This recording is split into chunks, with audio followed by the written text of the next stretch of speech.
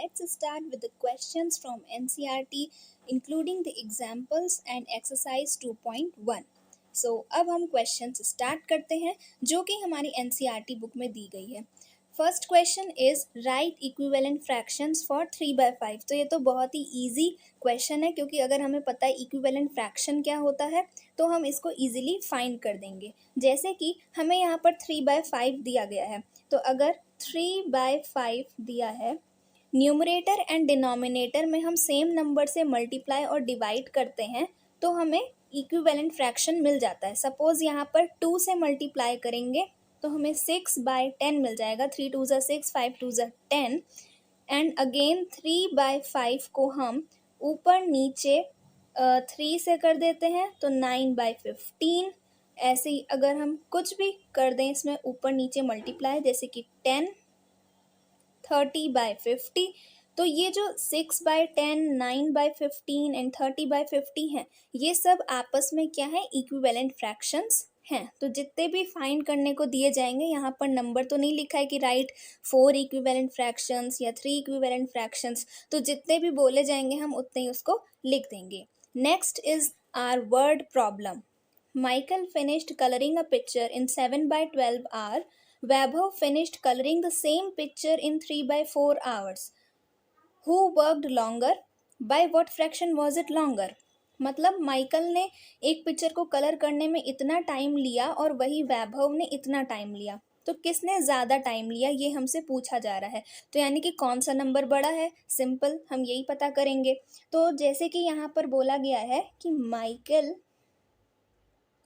ने जो आवर लिए हैं वो 7/12 आवर लिए हैं. वहीं अगर हम देखें वैभव ने 3/4 आवर लिए.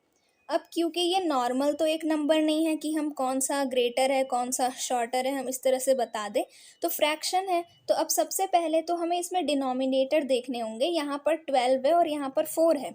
अगर डिनोमिनेटर सेम हो जाए तब हम न्यूमरेटर को देखकर पता लगा सकते हैं कि कौन सा फ्रैक्शन छोटा है और कौन सा फ्रैक्शन बड़ा है.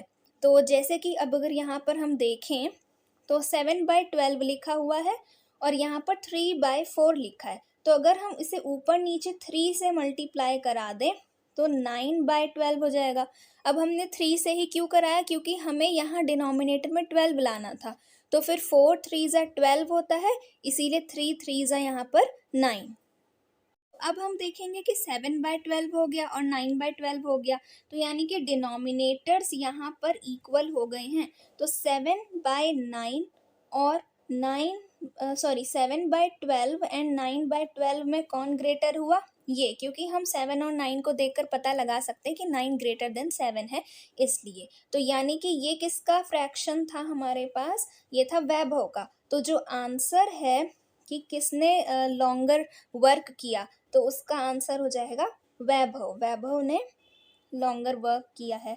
अब वहीं अगर हम देखें by what fraction was it longer, मतलब वो कितना लॉन्गर काम किया उसने, वैभव ने कितनी ज़्यादा देर तक माइकल से काम किया, है ना, माइकल से कितनी देर तक उसने ज़्यादा काम किया. तो यानी कि पहले तो जो उसका फ्रैक्शन है 9/12 माइनस कर देंगे जो इसका फ्रैक्शन है यानी कि 7/12.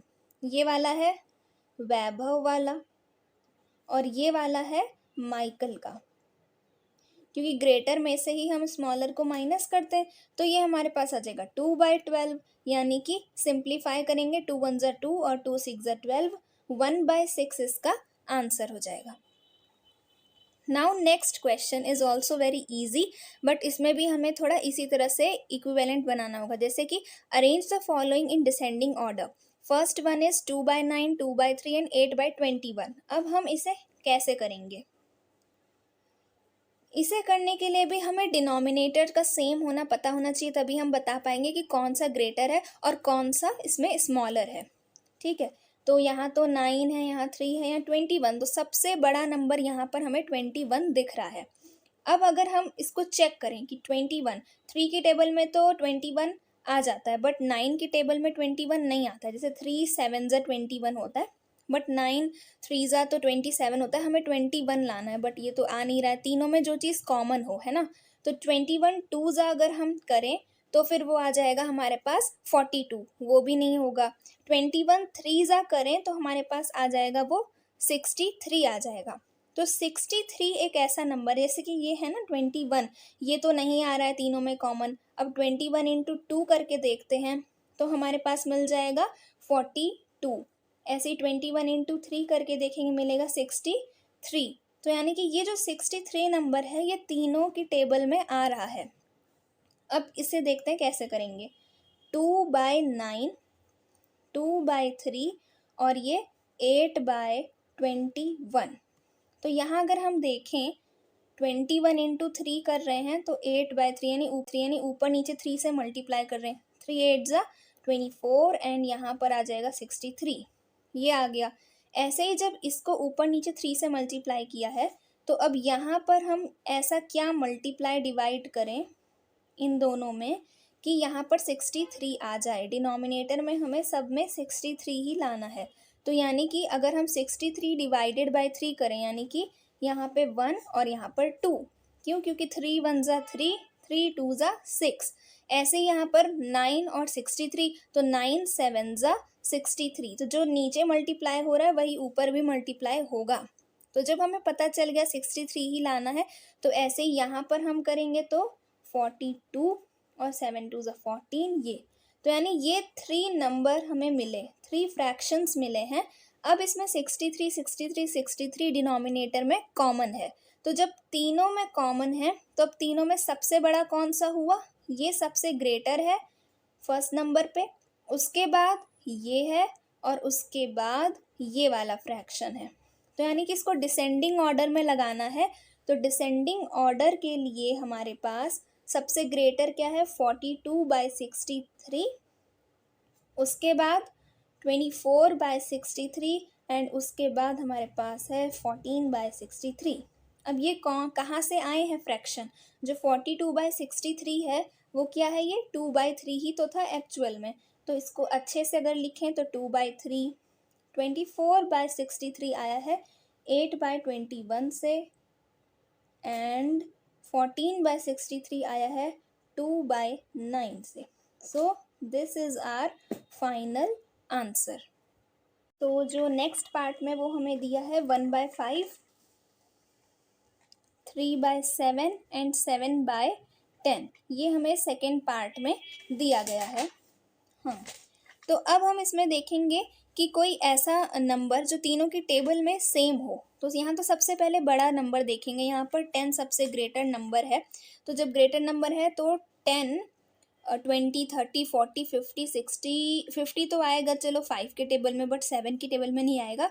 तो हम 70 का देखते हैं। 70 का देखने से ये होगा कि जो भी ये 1/5 लिखा है, 3/7 लिखा है, 7/10 लिखा है, अगर हम इसको 7 से मल्टीप्लाई कर दें ऊपर नीचे न्यूमरेटर डिनोमिनेटर दोनों में, 10 7 ज़ा 70 आएगा, 7 7 ज़ा 49।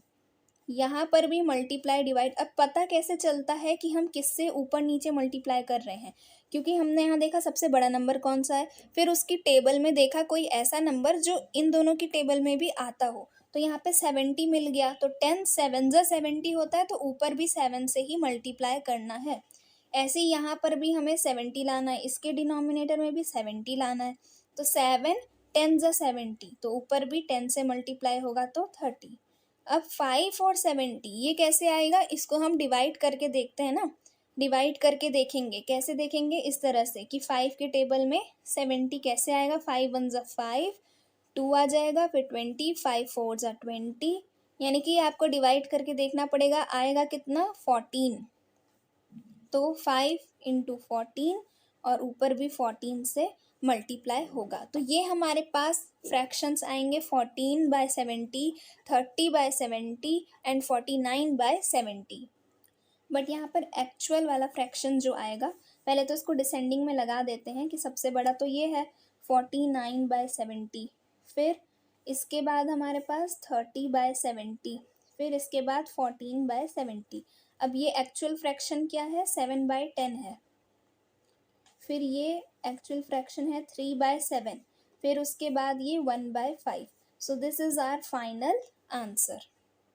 Next question is, a rectangular sheet of paper is 12.5 centimeter long and 10 whole 2/3 centimeter wide. Find its perimeter.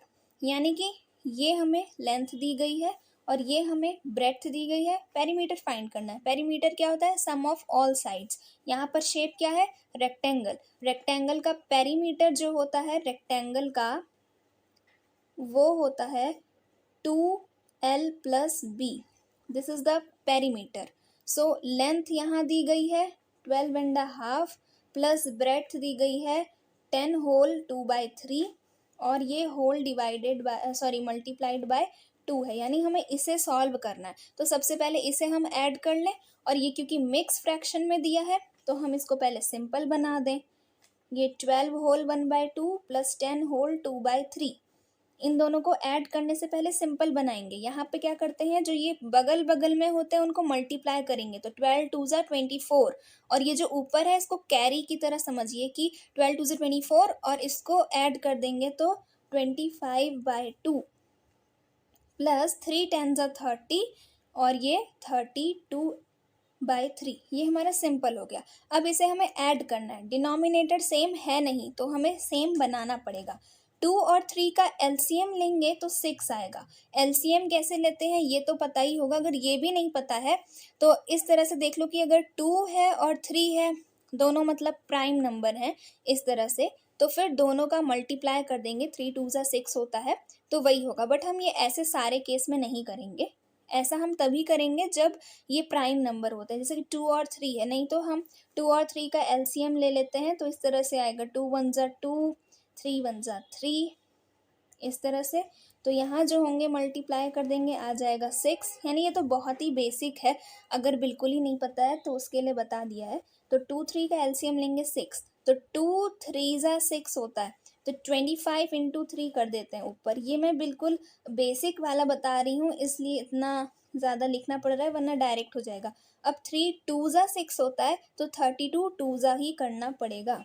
यहाँ पे 32 इंटू 2. अब यहाँ पे स्पेस तो है नहीं पर यहीं पे कर दे रही हूँ. 25 इंटू 3 इज 75 प्लस यहाँ पर हमारे पास आ जाएगा 64/6 यानी कि ये आएगा. अब ऊपर इसको ऐड हम कर देंगे 5 4 9 एंड 7 6 13 और ये डिनोमिनेटर में है 6. सो जो ये है 139/6 centimetre. So this is the perimeter. सो यही हमारे पास आंसर आ गया. नहीं सॉरी, ये हमने तो अभी ऐड किया है ना, ये वाला पार्ट किया है ऐड. अब 2 इंटू एल प्लस बी होता है. अभी तो हमने एल प्लस बी किया, ये एल प्लस बी का रिजल्ट था. सॉरी ये एल प्लस बी का था. अब हमें 2 से इसको मल्टीप्लाई करना है तो यहाँ स्पेस नहीं है, इधर कर देते हैं कि 139/6 है.